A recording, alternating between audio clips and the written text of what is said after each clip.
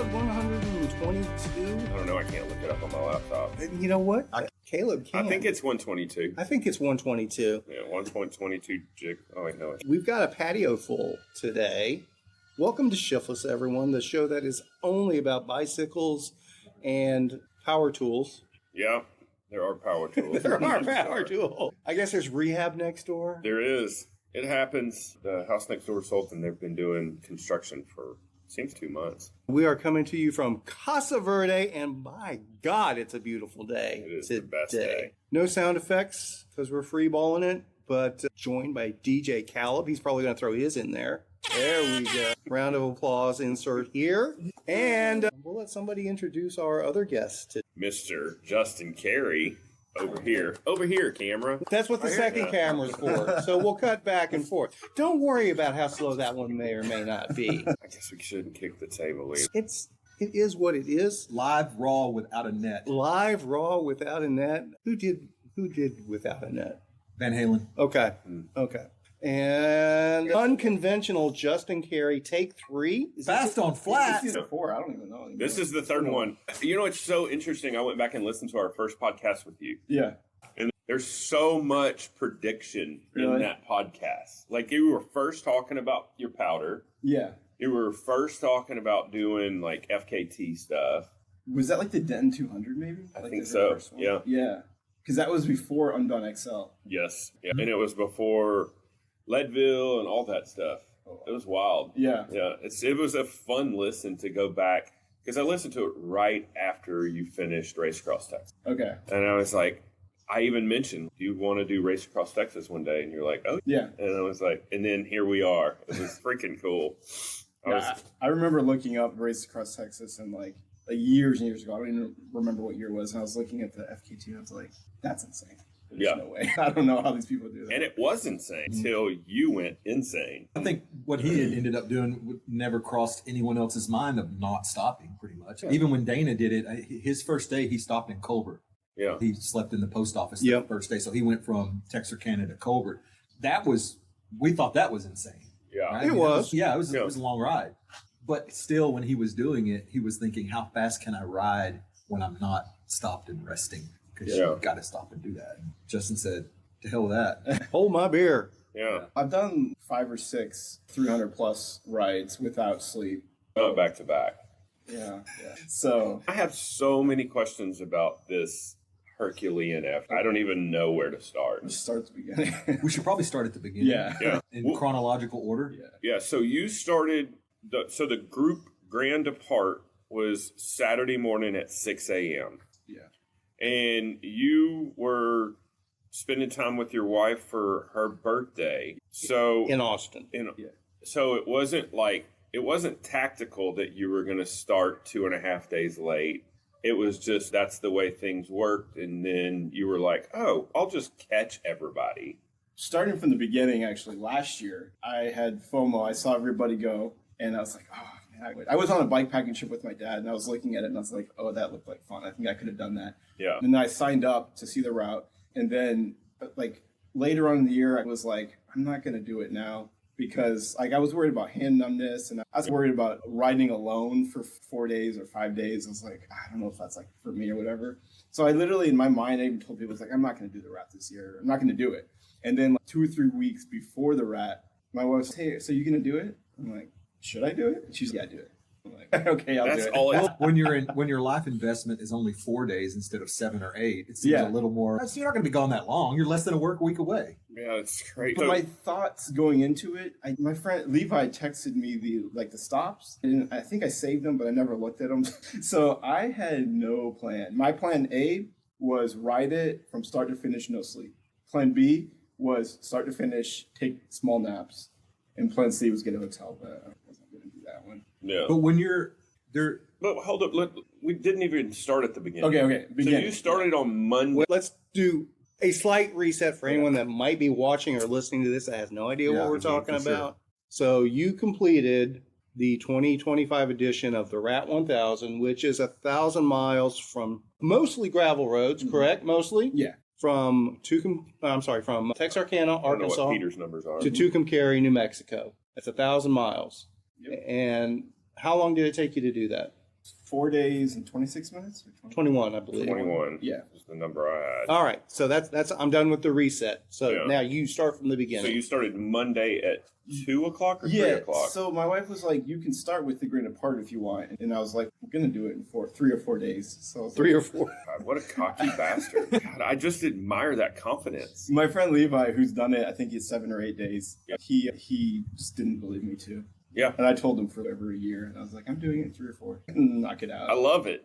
Anyway, so I told her, and she's like, "You want to do it with the Grand Depart?" And I was like, "To be honest, if I do it with the Grand Depart, I'm going to start, I'll see the guys, and then I won't see you again for the next 4 days." So I was like, if we do your birthday, then I get to celebrate your birthday. We get there 2.5 days late.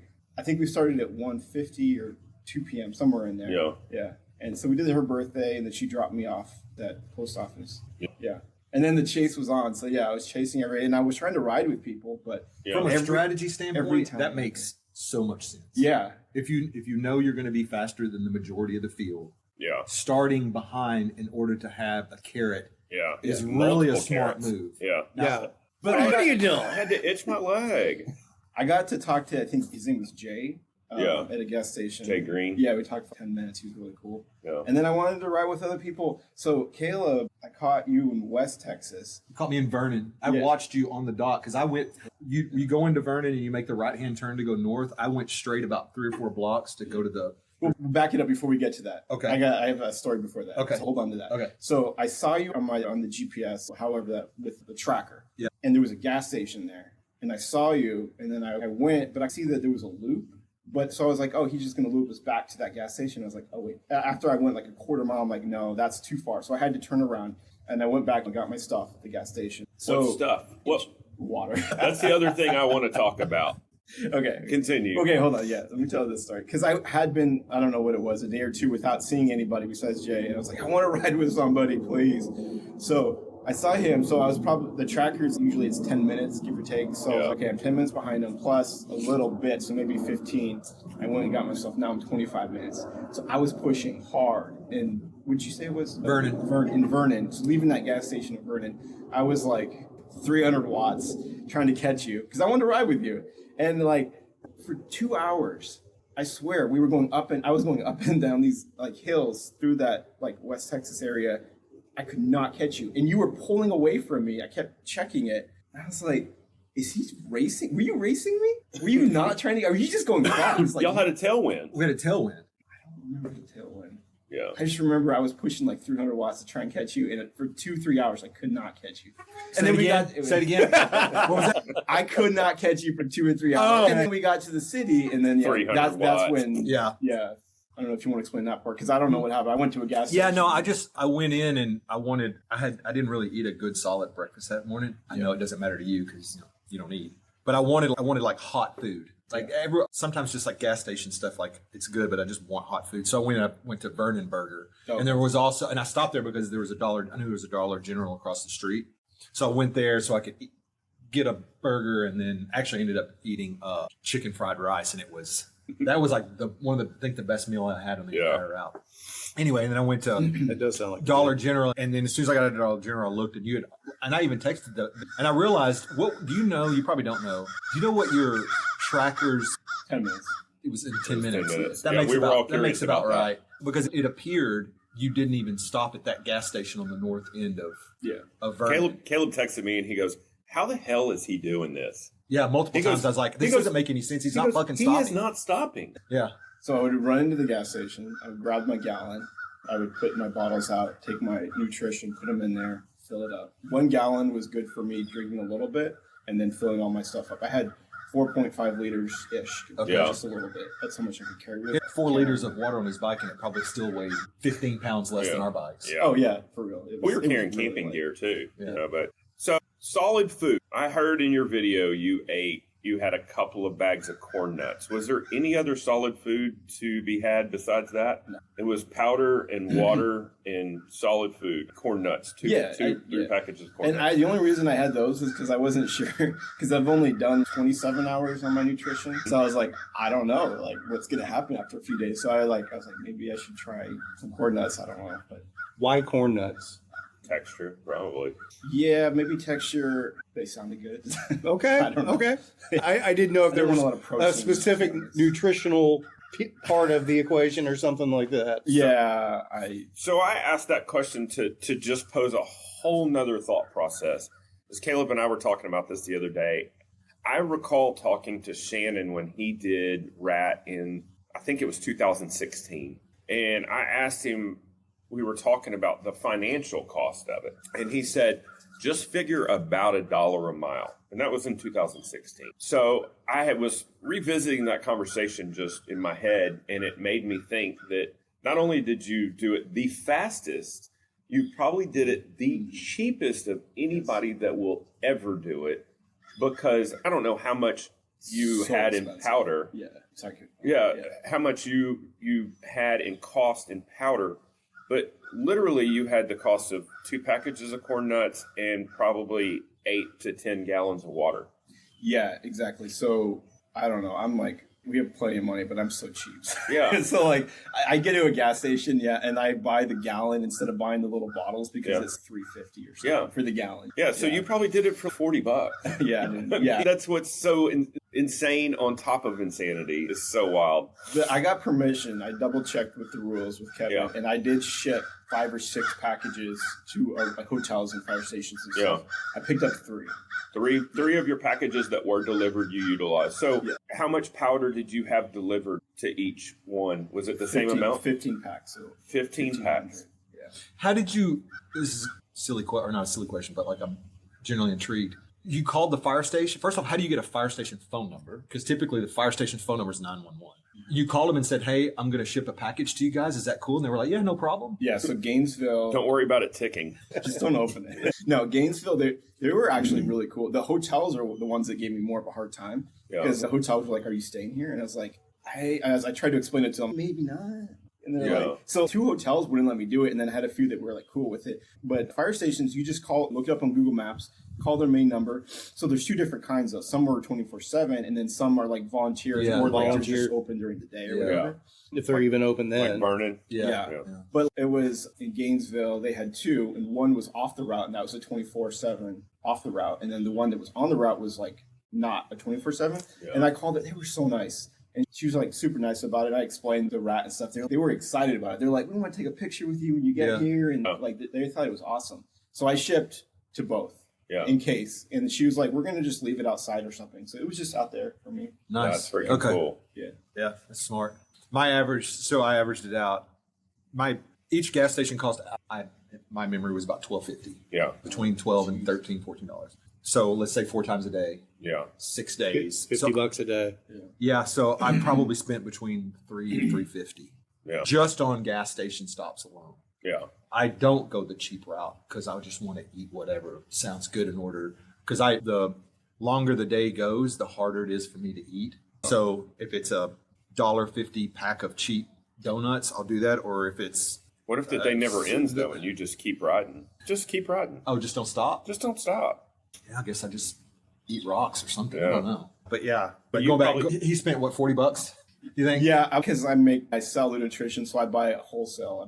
I make it and I buy it from like the distributor. You did have shipping costs to send it to. I did, yes, actually. So Yeah, like, shipping's not cheap anymore. actually, it's weird. For heavy things, I can ship like that box right there. It's 4 pounds. I can ship that for $6.50 in the U.S. What? No, that's not Yeah, bad. it's this new Priority mail or something? No, it's a new ground something with USPS. They do it by Yeah, volume, they- by weight. Yeah, they call it something else. It's That's- also by what it is. There's That's the certain way things- priority mail used to be, and it was really super affordable. Now priority mail is Yeah, it's stupid. Like I can, this is a stupid side note, but like with our dog rescue, if we ship someone a T-shirt, I thought you were It's going like- to say ship them a dog USPS. it's $12. But in the same exact package, if we send them information or contracts or letters or whatever, it's like $2. It's the same. Just tell It's them the that's same what pack. it is. They can tell it's not You big, can but like ship- it's like media mail or whatever. Yeah, medium milk. But you can ship. I ship for a living. That's why, like for eBay and Amazon. But you can ship for $5 with ground, or if it's for a T-shirt. If it's Yeah, they won't let me do that with UPS. Yeah, USPS. USPS. Oh, USPS. We can talk about all this boring shit. Sorry, that's our other podcast. Yeah. So, Oh, you beat me to the punch. Damn it. so you rolled out Texarkana And your mission is to just not stop. That was plan A, to just ride for 3 days and don't sleep. That sounded like a viable plan to you. Yeah, I didn't really do the math. Yeah. And for some reason, I thought it was going to be 2 nights. Yeah. And then I didn't realize it. I love that you left that in the video where you came to that realization in real time and you're like, oh, I guess there's going to be another day. Yeah. I love that part. But so where did you first get to the point where you're like, man, I can't keep going? Yeah. Okay. So I've done plenty of 300 to 350 miles, which are usually 24 to 27 hours, and no problem at nights. And then, so I did that. Obviously, I got 300 miles in 24 hours, and then the next night came up, and I was riding, and I felt like I was in a dream. I was like looking around, and like, How far did you say you were in? by then, that was already Night 2. yeah. Okay. So probably 500 miles in. 450 Yeah. ish, 450. That makes somewhere in sense. there. Maybe 500, maybe. Yeah. I will tell you that I texted these guys. Once you passed me, I was chasing 3 sets of tire treads. And I could clearly tell which one was Doug's, which one was Sedge's, and which one was yours based on how they deteriorated over the wind.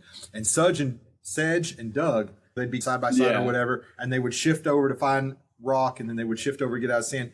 I should have taken pictures. Well, I don't know why. tires, though. What's that? So I had 42s. So I know that Sledge had big tires. Sedge. He had at least. You're on 42s? Yeah. Yeah. Sedge was running 2.1. Yeah, so or in the 2.2s, sand, you could 2.2s. float over the sand. Yeah. I was sinking in the sand. Yeah. Yeah. It was, I hate to tell you, it wasn't just sand, buddy. It was not just sand. They're definitely, like, for instance, when you come out of Turkey and you turn right off the highway and you take that long, relaxed climb to start getting to the backside of Caprock, there was a lot of sand. Matter of fact, I could see your foot.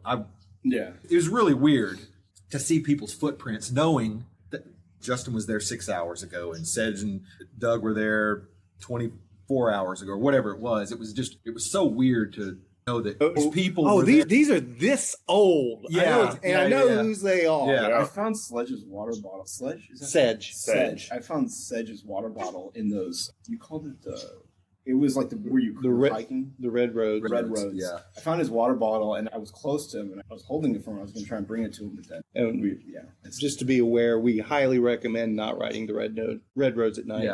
Yeah. Case in point, related to tire track. When I was following tire tracks, But wait, he was in the middle of answering my question that I asked 5 no one minutes cares. ago. But I just want to tell him the mountain line story. Yeah, but that's fast forward. Okay, we'll wait for the mountain line story. Answer Brad's question before he gets. So you're 450, sad. 500 in, and you started like hallucinating? It wasn't. Yeah, I was hallucinating. It was But a dream It was a kinda. dream state, and when that hit me, I was like, okay, I'm gonna have to sleep. So I pulled over. There was like nowhere to sleep. Yeah. No kidding. And I was like, okay, so I was like, number one, don't get hit by a truck. So I can't sleep on the edge because there's tire marks there. So I did find a cool spot where there was like a fence and it was like maybe like a generator or some type of equipment. So I slept next to that and I was like, there's no way a truck's gonna hit me there. And I just laid down on my back with my helmet on and I was just like out instantly. Yeah. And then I woke up between an hour to an hour and a half later, just like shaking, so cold. Okay, I guess it's time to go. But it took me like maybe 5 to 15 minutes to figure out like what the F I was doing out there. You know what I mean? Yeah. Like it was weird. Let's backtrack a touch. First day for him, Clarksville. It looked like you stopped in Clarksville for an extended period of time. Do you remember that, where you may have stopped? Was that in the first 24 hours? Yeah. Maybe it was a tracker issue. There was no point in the first 24 hours where I stopped more than like 10 or 15 minutes. Okay. That I can remember. No, it was. Yeah, you brought that up multiple times. Was it day 2? It was day 2, and it looked like you were in like some little. I want to call it like a park, but it wasn't. It was almost like a little inset next to some pizza place or something that was like an outdoor area or something, and it looked like you were there. That was Tuesday night, right? Because that's when we were hanging out at the campgrounds. I do believe so. So that would have been Tuesday night. Would that be like after night 2? That would have been the start of night 2. Yeah. For you. Yeah. Before you get to Paris. It could have been a tracker issue. It could have been. Yeah, I don't remember saying. I mean, we didn't know what. Yeah. It's like, okay, he went over 24 hours and he's bedding down now. Okay, that makes sense. Yeah. And then it was 20 minutes later. Oh, nope, he's on the move. It was a little longer than that, and then that's where. So, yeah. All right, so you didn't stop. The Red Roads was your first stop? Oh, maybe it was when. No, wait a second. I had an issue where I took a wrong. Okay, this is what it is. I took a wrong turn because it was like a left turn, and I was using the Wahoo Bolt V3, which has a different screen, and it just completely looks different. And I was using that because it had a bigger battery life, and I went right instead of left, and then it wouldn't. I couldn't figure. I knew I went the wrong way because the tracker messed up. This is it. I stopped for 15, 20 minutes trying to figure out like what was going on with the tracker, not the tracker, the GPS. And I had to end the ride, get my backup GPS out, turn that one on, like try and load up the route or whatever. And then when that one loaded, I noticed I took a wrong turn. So I think that's what it was. Okay. I was off by about half a mile. Technical issue at that point. All right. So you were using Wahoo GPS. What tracker were you using? Garmin InReach 2. Yeah. And I found a really cool spot for it. If you're using the Useway, there's a little mini pocket on the back. It's perfect for that because you get the nice. I've got a, like for when we go hiking or camping or whatever, there's also an attachment. It's just like a quad lock. Yeah. That snaps to the back and it velcros to, it's like a Velcro strap you can put on a backpack strap. Okay. But then, and Brad and I fiddled with this when we were prepping too, but you can get an adhesive backed quad lock attachment to connect to the back of it, and you can put it on just a regular Garmin holder. Brad hangs his on the back of his saddlebag, and I used to do that too, but I would always get concerned that I would drop it or whatever. So it was always like every 4 or 5 hours I would reach back and make sure it's there or whatever. I wanted it in front of me where I could see it. I noticed it draining too because I think I had it in my pack and then I would check it once in a while to check the battery life and it was like dropping really quick. So I was like, maybe if it's searching for a signal, it's draining faster. And that's when I put it back there. And then like I would check the battery and it would just barely like sip on battery. Yeah. I had to charge mine. I plugged mine in twice to my dynamo the entire route. Like I think I went the first 4 days without even 60%. After 4 days, I was like, fuck it, I'll plug it in. Speaking of power, so I brought a 20,000 milliamp and a 10,000, 3 sets of headphones. And like the first 200 miles or so, I went through 20,000 milliamps of power. Yeah. Because I was just like on my phone, just burning through it. And like I was like, after 200 miles or so, I was like, look, man, to be honest with what you're trying to do, multi-day things and continuously going, and when you don't stop, even if it's to camp or whatever, like those are opportunities where most people charge everything. You need to get a dynamo hub. Yeah. I've been thinking about it a little bit, but hold on. To be honest, so what I did was I turned my phone off. I was like, I turned off the music, put them away, and I did the rest 800 miles or so with my phone off. I would turn it on just to check. Just raw dogging it. Yeah. But I loved it though. So like once I turned off the headphones, I used to never be able to ride without music. Once I turned it off and like I got like into the zone. Yeah. And it was like, I didn't want headphones after that. It was weird. It was like the first time ever. Yeah. So interesting. And so the first time you actually laid down was by this generator station. And where were you? Like 450, 500 miles in? Yeah, but I was in the zone. So to be honest, what I would do was I wouldn't even look at the mileage, the cities, because I didn't even have, I had it, but I never looked at it once where the next gas station was. Yeah. So I didn't know where I was. Yeah. I didn't know what state I was in. I didn't know anything. That's an interesting thought, and it makes sense because he's carrying so much powder, because for me, it was the exact opposite. Everything was planning on how much calories I either had in my body, on my bike prepared to intake, or how many miles to the next thing. Yeah. Because that's literally every day. Like you almost you're felt like leapfrogging from fueling station to fueling station. It's like a simple-minded feral animal. It's like all I'm thinking about is food. Where's my next opportunity to eat? And so with you don't have to worry about that because if you're carrying 4 liters of water, you said 4.5 to 4.6. 4 liters of water is a ton of water. 2 on my back. Like you could ride. How long can someone ride for? How far would that take you? Oh man, at night, easily 100 miles, and I think I did the last 200 miles between stops because that's a whole story. We'll get to that. That too. Yeah, that's an interesting. So that we're looking at the pros and cons of the different strategies or whatever. I think that's probably a win on that side. Is I can go 100 miles. Yeah. So with me, I was stopping almost every city that had a No, I did though. Convenience store though. Sorry, during the day. So because I didn't look up the stops, the only thing I did have written down were my actual like drop points for my powder and stuff. But because I didn't have the actual gas stations written down, I was careful. So like during the day, if it had been 20 to 25 miles, I would stop and I would just top up because I didn't know You know what I mean? If there was going to be a 70-mile stretch at 80 or 90 degrees, whatever it was. So you didn't study the route at all to even know that, okay, I'm 20 miles from the next. He didn't even know where the start or the finish was. I can't imagine. That just